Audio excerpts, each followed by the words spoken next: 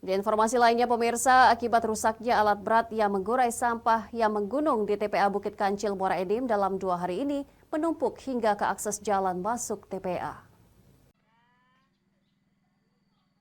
Akibat rusaknya alat berat milik UPTD Persampahan yang biasa digunakan untuk menyisir sampah yang masuk ke tempat pembuangan akhir Bukit Kancil Muara Enim, puluhan ton sampah menumpuk hingga ke jalan di areal TPA.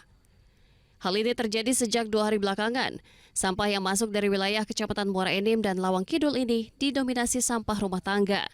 Kondisi ini jelas membuat petugas kewalahan dalam mengolah dan menempatkan sampah yang ada. Menurut keterangan Kepala UPTD Persampahan, kondisi ini terjadi selain alat yang hanya 3 unit dan semuanya rusak. Volume sampah yang masuk saat Ramadan juga mengalami peningkatan yang sangat tinggi. Akibatnya sampah yang masuk tidak bisa disisir sehingga mengakibatkan sampah hanya bisa ditumpuk.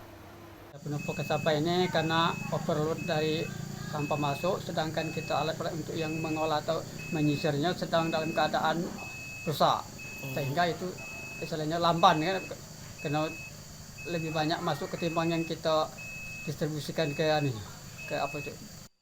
Sementara itu, salah satu warga yang datang ke TPA untuk membuang sendiri sampah rumah tangga mengatakan, sejak 3 hari ini petugas sampah tidak bertugas mengambil sampah di rumahnya.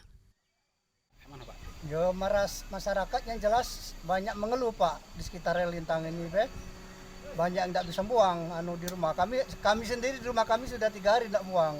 Oh ya, biasanya ada petugas atau apa? Biasanya ada petugas, sekarang enggak karena di sini alasnya nggak ada tempat buang Pak. Oh. Diketahui pada hari biasa sampah yang masuk ke TPA Bukit Kancil perharinya mencapai 50 hingga 60 ton.